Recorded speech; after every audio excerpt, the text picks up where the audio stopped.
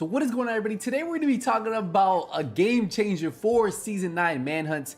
I was a little worried that the Season 9 Manhunts was going to be the same thing we do Season 1, 2, 3, all the way to 8, where you go do a few missions, you do a few control points, you do a few bounties, and that's it, right? And then we unlock it. But 8, it's actually changed, and I think this is actually going to rejuvenate a lot of people to actually do the Manhunts for some of you guys who just hated doing them because it was the same thing over and over.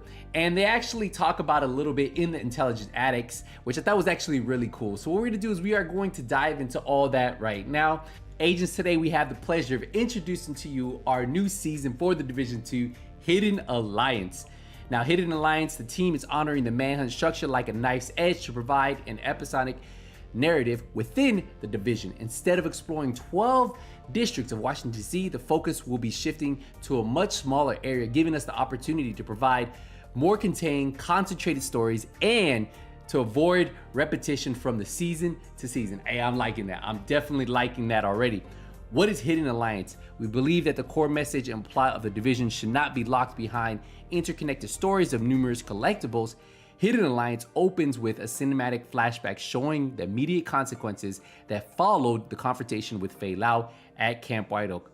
We finally get to see a cutscene for everything post Fei Lao. I love to see that. The story picks up immediately from this point as Kelso, Benitez, and Rhodes all cope with what has happened.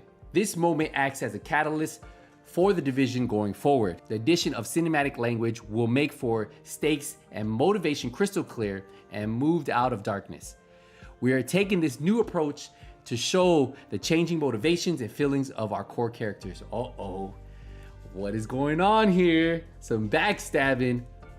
In order to give players a safe space to dive into our story, these main collectibles will now be delivered to players by meeting Kelso at the base of operation when a manhunt target has been eliminated. This focused delivery will help players avoid missing critical story details. I felt like that was one thing that should have been done from the very beginning. I felt like sometimes when you finish the manhunt, you might have missed what was said and you didn't really know what was going on with the story. So I feel like this is definitely going to help players keep engaged with it. It says, new targets. The Hidden Alliance Manhunt focuses on a new gallery of high-profile enemies, but this time they are not rogues. Instead, we will see the evolution of the True Sons following the death of Antoine Ridgway. Meanwhile, a new leader known as Captain Lewis will descend upon Washington, D.C. with a mission of his own. The new lieutenants and prime targets itself range from monstrous to sympathetic. The ideology and tactics of the True Sons have changed, which in turn starts to alienate some of their most zealous members. The internal struggles of the new generation of the True Sons will shine a light on the complexity of the world in turmoil and provide the first glance of a new threat rising to prominence. Now, this is the one part that I thought was very, very key and very, very cool. Mission Takeover. Listen to this. The Hidden Alliance also sees a premiere of a new kind of content. The system is our first iteration at providing a great deal of more flexibility and variety in our future content.